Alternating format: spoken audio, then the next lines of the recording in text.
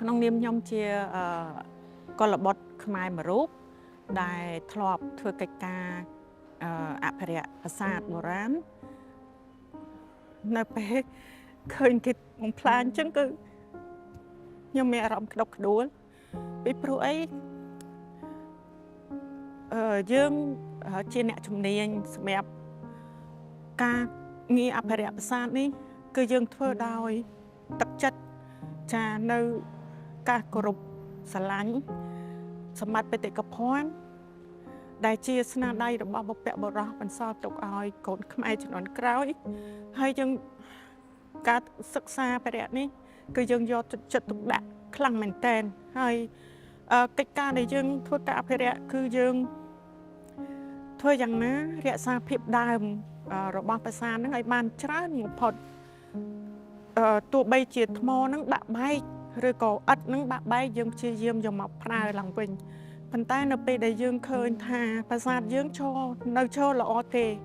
តែនៅពេលដែលរងការបំផ្លាញដោយការឈ្លានពានរបស់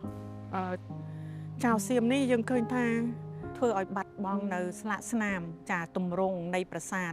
ហើយវាធ្វើឲ្យខ្ទេចខ្ទាំខ្លាំងមែនទែននោះមានន័យថាវាបាត់រូបរាងចាដើមរបស់វានៅនឹងទីតាំងដើមការបំផ្លិចបំផ្លាញនៅសម្បត្តិបេតិកភណ្ឌនេះ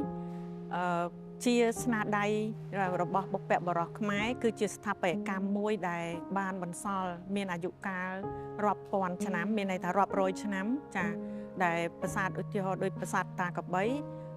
សាងសង់នៅក្នុងអំឡុងសតវត្សទី11ប្រាសាទព្រះវិហារដែលបានកសាងតាំងពីសតវត្សទី9រហូតមកដល់ទី12យើងឃើញថាជាទឹកតាំងស្នាដៃស្ថាបត្យកម្មដែលបន្សល់ឲ្យមនុស្សជាតិជំនាន់ក្រោយ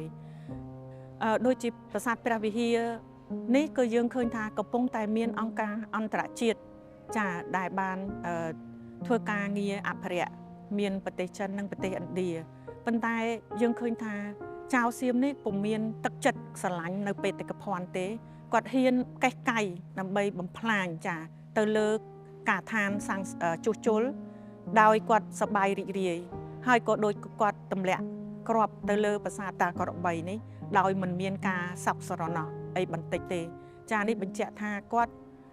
មិនបានស្រឡាញ់បេតិកភណ្ឌដូចដែលអ្វីដែលគាត់អះអាងនោះទេតាមរយៈទង្វើនៃអមនុស្សធម៌បែបនេះមានន័យថាគាត់មិនមែនជាមនុស្សជាតិដែលរស់នៅលើផែនដីទេចាគាត់មានភាពខុសខើចាមិនមែនថាគាត់រំលោភចំបានតែអធិបតេយ្យភាពរបស់ប្រទេសកម្ពុជាទេគឺគាត់បំផ្លាញនៅធនធានសម្បត្តិជាបេតិកភណ្ឌរបស់មនុស្សជាតិដូចជាប្រាសាទព្រះវិហារនេះត្រូវបានបញ្ចូលជាបេតិកភណ្ឌពិភពលោកដូច្នេះវាជាសម្បត្តិមនុស្សជាតិចាបេតិកភណ្ឌដូចពីប្រាសាទតាក្របីដែលស្ថិតនៅក្នុងអធិបតេយ្យភាពរបស់ប្រទេសកម្ពុជាជាសម្បត្តិបេតិកភណ្ឌរបស់ប្រទេសកម្ពុជាយើងដូច្នេះ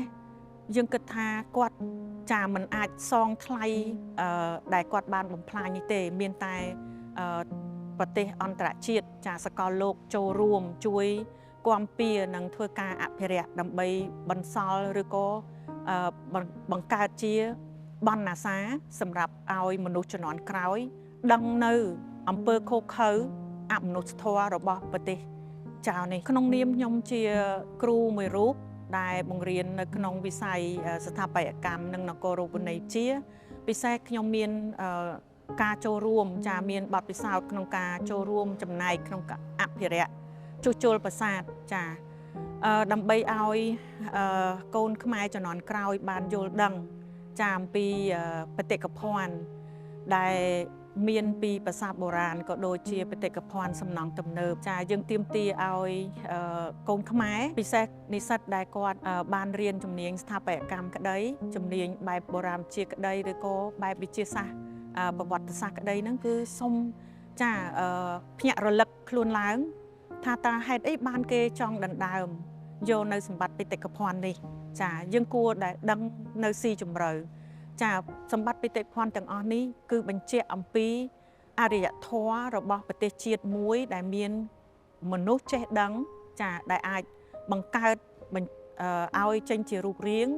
នៅតាមសម័យកាលនីមួយៗបេតិកភណ្ឌទោះជាសម្រាប់សំណង់បែបសាសនាក្តីចាដែលនៅសល់នេះ វាជាទឹកតាំងតម្លៃបង្ហាញថាប្រទេសជាតិនោះមានធនធានចាមានចំណេះដឹងខ្ពង់ខ្ពស់មានសេដ្ឋកិច្ចខ្ពង់ខ្ពស់ដែលអាចកសាងសំណង់ទាំងនោះបន្សល់ទុកមកចំនួនក្រោយហើយយើងអាចប្រែក្លាយសំណង់ទាំងអស់នេះទីឋានបុរាណទាំងអស់នេះមកជាការអភិវឌ្ឍវិស័យសេដ្ឋកិច្ចតាមរយៈការធ្វើដំណើរទស្សនកិច្ចជាផ្នែកទេសចរចាទាំងអស់នេះគឺវាបានផ្ដល់នៅគុណសម្បត្តិចាបើសិនជាយើងមានការអភិរក្សថែរក្សាសម្បត្តិបេតិកភណ្ឌទាំងអស់នេះវាជាគុណសម្បត្តិមួយដែលចូលរួមចំណែកក្នុងការកសាងប្រទេសជាតិតាមវិស័យទេសចរ